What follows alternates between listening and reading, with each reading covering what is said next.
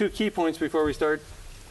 At this 2.7 acres in southwestern New Mexico at the edge of Empire, we are focusing on 2 things. First and foremost, durability. Sustainability is a myth. We're focusing on durability. And secondly, we have a garden, not a farm, like Eden. The matter is one of scale. Farming is what got us into this mess, the mess of civilization. So we're gardening. So I'm going to talk about durable living arrangements. Actually, this works for thriving in any era, not just the post-carbon era. If you're going to thrive in any era, what you really need is to secure your water supply, secure your food supply, maintain body temperature, and develop and maintain a decent human community. So I'm going to focus on those 4, and primarily I'm going to focus on the first 3, because the 4th of those is sort of personal, and there's about 14 million ways you can go about that. So I can't cover 14 million ways in 18 minutes. In terms of water security, we live in the desert. So water is very, very important. So we have 6 sources.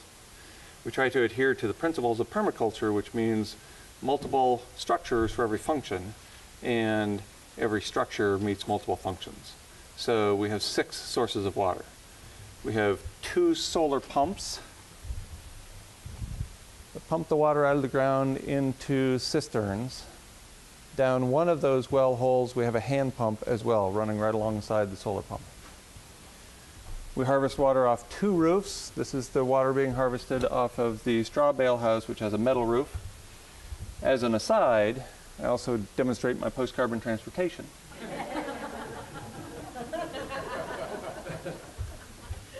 It might look a little small, but apparently you shrink as you get older. Plan to live a long time. And 6th, we have the source of water that was used for 10,000 years before we showed up, and that's the river about a quarter mile away.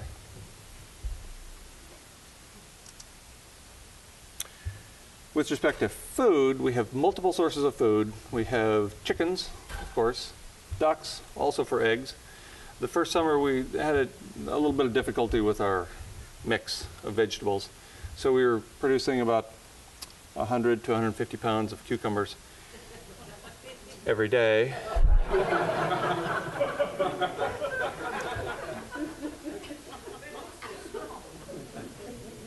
So here we are turning cucumbers into eggs. When life gets you lemons, make eggs. We have lots of gardens. All of our high-intensity garden beds are protected from pocket gophers, and we do that by excavating all the soil out of the bed, surrounding the bed with straw bales, mostly for structure, but also to serve as a sponge for moisture. And then we make a hardware cloth basket that covers the complete bottom of the bed as well as the sides. This keeps pocket gophers from getting in. So this is why my fingers don't bend anymore. You know, this is a lot of picking and shoveling. So you dig up down to 18 or 20 inches deep, take out many, many tons of rock, put back the 2 or 3 tablespoons of soil that came with it. Did I mention I live on a rock pile? It's sort of a source of inspiration, actually, because we can make this work here in the rock pile, in the desert. I mean, come on. You have no excuse. We got 6.1 inches of rain since September 24th, 2010. So far. I mean, it might be raining now, but it would surprise me. We have a couple of greenhouses. That's a little kit greenhouse that I put together when we first got there. And the coup de grace of my building accomplishments is I built a partially subterranean straw bale greenhouse. So it goes down 6 feet below ground. When I started this project, I could barely distinguish between a screwdriver and a zucchini. And that tells you everything you need to know about my growing skills as well as my building skills. I really didn't know anything. And then I built a partially subterranean straw bale greenhouse, right? From the foundation up, it's 14 feet up. It goes down 6 feet below ground, 8 feet above ground. Take advantage of the heat and cool of the earth. And big south windows filled with 55-gallon drums full of water, as is this little kit greenhouse. and make sure the temperature inside is much warmer than the temperature outside at night. It gets down to 0 degrees here every year, below 0 every year, and it gets up above 100 every year. So it's a relatively harsh environment. 60-degree diurnal temperature swings are common, and 65-degree diurnal temperature swings are uncommon, but they happen. So, gardens, chickens, ducks, this is a typical one-day harvest during the summer growing season, there in the middle. And of course we have goats. Goats are amazing. Goats are amazing primarily because the English word tragedy is derived from 2 Latin words, and they mean goat and song. So every time I walk past the goats, I go, meh, meh, and I say, I know, it's a tragedy. They're also interesting because they have this incredible existential angst. They need to be walked every day. So we used to put them on leash, like we show here. So we're taking Lillian out for a walk. But then we figured out early on that the dogs need leashed, the goats don't. So we take them out alongside the road, and so there's a car coming, the goats get out of the way. The dogs try to chase the cars. So goats are a hell of a lot smarter than dogs are, at least our dogs. So we give them a walk every day just so they're happy, because when they're happy they produce 2 or 2.5 gallons of milk a day between the 2 goats. And so what that means is you need to transfer the protein to some later time. So I make cheese. And you can make any number of cheeses from goat's milk. So everybody's familiar with the Chev that you buy at the store. One of my neighbors is ingenious. The state is particularly discouraging, we'll say, of people who try to sell milk products, and especially from raw milk in this country. It's just taboo. So he takes to farmers markets little loaves of Chev, goat cheese, that he makes, and he sells 20 of them a week for $6 or $8 a little loaf. And how can that work? Well, he has a big sign right beside it that says, "Not for human consumption." They're just buying these for my cat.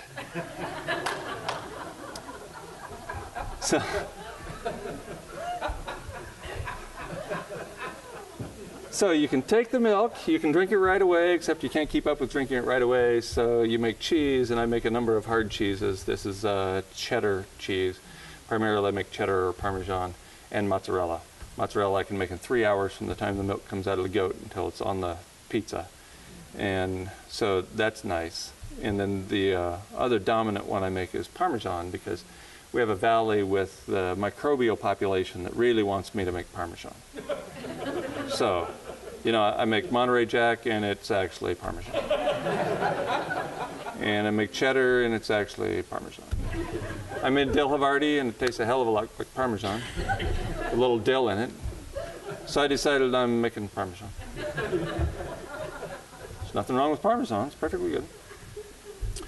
So we have multiple sources of food, and then what do you do with the food? You have to process it and store it, and I mean, we have about a 6-month growing season. So we cook it in these sun ovens.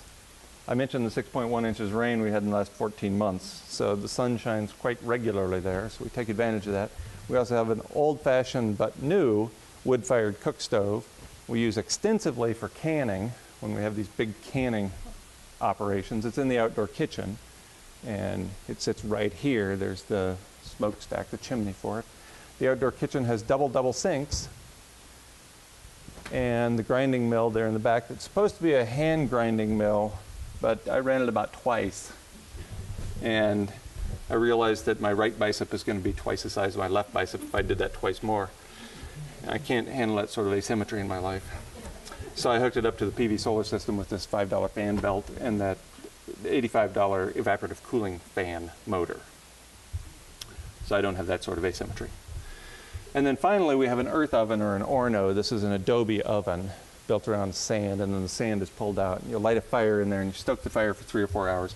Then you take all the fire out and you cook with the latent heat in the adobe and the fire bricks. And this is, they get up to about 800 degrees. This is how they cook those pizzas, those quick coal-fired pizza oven things, right? So they cook it at 800 degrees for a minute or so. And then as the temperature cools down, you switch to making loaves of bread and then things that require cooler and cooler temperatures. So you cook for a week or so all in one long afternoon. And the last thing you do is put in a pot of beans or a vegetable stew, and you leave it overnight, and you get up the next morning, and it's ready to just be warmed up for the rest of the week. So, in addition to those things that we have pictures of, we have 3 root cellars, 2 high humidity root cellars, because you shouldn't store apples and potatoes together in the same root cellar, and they both require high humidity root cellars. And we have a low humidity root cellar as well. We have solar food dehydrators and a biochar kiln that we commissioned one of the neighbors to make. And the biochar kiln we use strictly to make biochar to improve soil productivity. We use ancient technology in many cases. One of the examples is that we grow peanuts. New Mexico actually is the nation's largest supplier of Valencia peanuts. So we know they can grow peanuts there. It's typically in the eastern half of the state. We decided to try it on our side when we realized how poor in terms of productivity our soils were. So what we're doing is what is commonly done in Africa. Grow peanuts on the same acre literally for generations, and it improves the soil. Peanuts are nitrogen fixers. Then you eat the goobers, and you feed all the above ground material to the goats. So it's goat hay. It takes the pressure off of the hay or the walking around foraging in the desert for 6 or 8 weeks or so. With respect to body temperature, we have a straw bale house. Sold my suburban house in Tucson for almost exactly the same as the straw bale duplex cost. Straw bale duplex is divided by a breezeway. So we have these big south-facing windows. This is the west half. This is where Mike and Carol and Hawk, the 8-year-old in charge, live. And this is where Guy lives. We have the breezeway in between, which allows for considerable privacy. We have a PV solar system on the roof. The battery bank is in the breezeway, along with the inverter and the charge controllers. We have batch water heaters on each side to allow for passive solar heating of the water in 42-gallon black tanks that preheats the water going into the house to 135 degrees. That way we can get away with just a very small electric hot water heater like you use in an RV, which provides plenty of water for a hot shower. And for the most part, the electricity isn't used for heating that water because it's heated by the sun. So we have an acid-stained concrete floor under the whole thing, metal roof on top of the whole thing. That's all about durability. The acid-stained concrete floor with those large south-facing windows provides the passive solar heat. The sun is low in the sky in the wintertime, so it gets down below the eaves and heats up the floor. Excellent insulation all the way around, keeps the heat in. When the sun is high in the sky in the summertime, no sun strikes directly on the floor, so it's relatively cool considering it's the desert in the summertime. And then rarely we light a fire to further increase the heat. But as an example of how well passive solar technology works, the first day I slept overnight there, it got down to 14 degrees outside, and we were breaking in the wood stove, so it was out cold by noon. So the stove is out cold by noon. It gets down to 14 degrees outside at night. The temperature dropped inside from 64.8 to 63.9 degrees Fahrenheit. So we lost almost a degree when it was 14 degrees outside. I can live with that. So straw bale is an amazing, highly recommended technology. All of the other insulation in the house is recycled denim, as opposed to fiberglass. Fiberglass off-gases formaldehyde and kills our children. And it's particularly itchy and nasty to work with. I did not build this house. This house was built by an artist. This was in the days when I could barely distinguish between a screwdriver and a zucchini, so I didn't want to build anything I was actually going to be living in. And finally, and the thing I'm going to talk about the least, is creating and maintaining a decent human community. So we have plenty of places for social interaction. There's a fire pit up there on the upper left. There's something about a fire that causes people to come together. At our housewarming party, we had 5 bonfires, 6 gallons of hot buttered rums, and 7 gallons of whiskey slush. And I'm pretty sure it was the fires that made everybody so damn sociable. Must have been. Yeah. There were 80 people there. That's more people who live within 2 miles of us. In the upper right, we're participating in a mainstream conservation effort. River otters will be reintroduced into this valley. They were extirpated in the early 1950s. The Fish and Wildlife Service is willing to reintroduce them if locals do all the work associated with that. Whereas the otters would be just fine if we just dump them into the river. That's what they do. The Fish and Wildlife Service thinks instead we need a soft release. So we're building river otter condominiums. Nicer than some houses I've lived in. So we reintroduce them into the condominium, get them used to their environment. They can see out and they can smell what's going on. Feed them fish every day until we decided it's time for them to be set loose into the wild. And it reminds me of what Tim said the other day, right? Born into captivity. Sure, they could figure it out if we just flew over in a helicopter and dumped the damn things into the water. What do I know? We use the Orno or earth oven there on the lower right and the grinding mill when we have community bread making day. So everybody bring your grains over, we'll grind the grains, we'll make the bread, we'll let it rise, we'll stick it in the oven, multiple loaves at a time. We're in the process actually of making a much larger Orno that will be a community-sized Orno. So we can cook 20 or 30 loaves at a time in it. So that's my story, and I'm sticking to it. I suspect I have time for a question or two, but Aaron, I'm leaving. Feedback. All right. Thank you for your attention.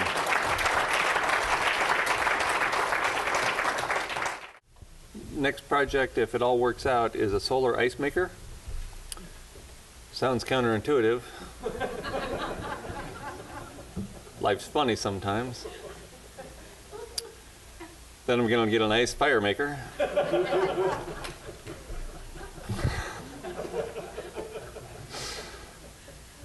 Sometimes I think I should have just done straight the stand-up tragedy thing. No, really, there's an optical engineer and doomer colleague of mine who really is interested in making a solar ice maker. So he's been working on that for about a year, and if the system holds together, that would be the next project. He's making a scale model and then a full model. You combine a couple of chemicals, and they're relatively inert by themselves. When heated, they combine. When they cool, they become inert again, and it's an extremely endothermic reaction when they do. So you take advantage of that very cold temperature that's being produced, and it's all a sealed system in a big black steel tube. So that's next. Other than that, it's hard enough just doing the maintenance, just keeping up with the gardens and the orchard and all that. You get 5 to 10 kilograms a cycle a day. But those can be done naturally, right? Like I understand in the Sahara Desert and things like that, they do a similar thing, but raw in a hole or something like that. Is that not? It's not an ice maker; it's a refrigerator. Okay. So it doesn't get down to freezing and below, as I understand it. Even the ammonium sort of active process ones don't get that cold. Yeah. What are you thinking in terms of generating income, if any, and also businesses with other? Have you given thought to business enterprises with other people living in the area? I live in a community characterized by agrarian anarchy, as described by, that bizarre old guy, Thomas Jefferson, when he built Monticello. That was to be the center of agrarian anarchy. It was described more completely by Henry David Thoreau and more recently by Edward Abbey. We base our trade on a gift economy, and I think money won't matter within a far shorter period of time than I suspect anybody else in this room. Like, I can cite 75 people in a large French bank who think the industrial age probably ends by the end of next year. At that point, money doesn't really matter. So I'm kind of hoping it gets over well before then, but we'll see. Yeah. How many people in your extended community, and do you have interaction with your neighbors? Oh, we have extensive interaction with our neighbors. In fact, Mike and Carol, my partners on the property, have lived there for 12 years now and have been very inclusive the whole time. So we have considerable interaction with our nearby. I'm actually a sharecropper as well.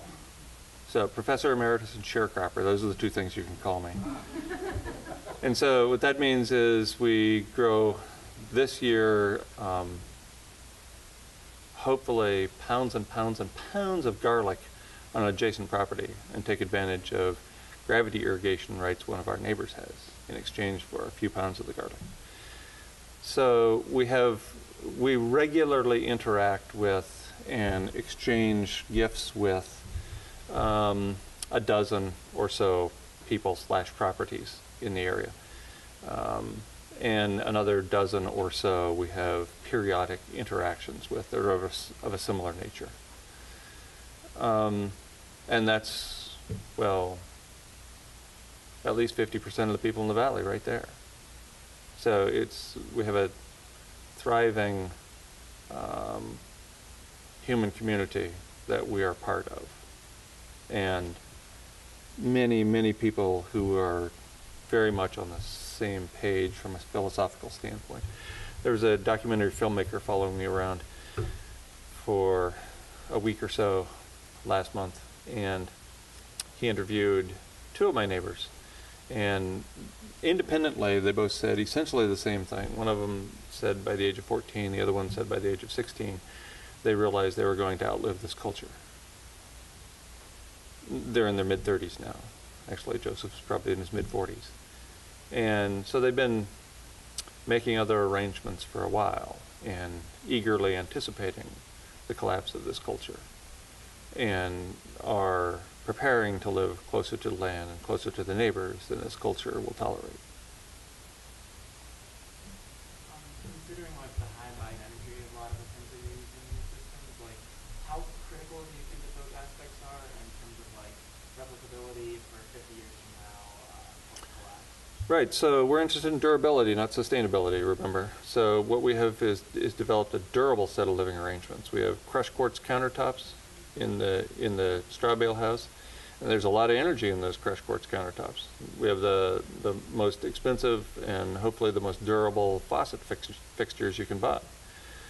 There's a lot of energy in those faucet fixtures. I know we can't do that at the level of 7 billion people. We probably can't do it at the level of 310 million people like there are in this country. So our focus is on sustainability. I suspect that house will be operating just fine as a place to live long after the local environment supports human habitation. Do you see any of those systems as like not replaceable by low energy workarounds or? No, for example, PV solar depends upon the batteries, and the batteries are toast in 10 or 12 years. So then we don't have electricity. So that's why I expect we're in the post-industrial Stone Age by 2025 or so. Here's hoping anyway. Again, thank you very much.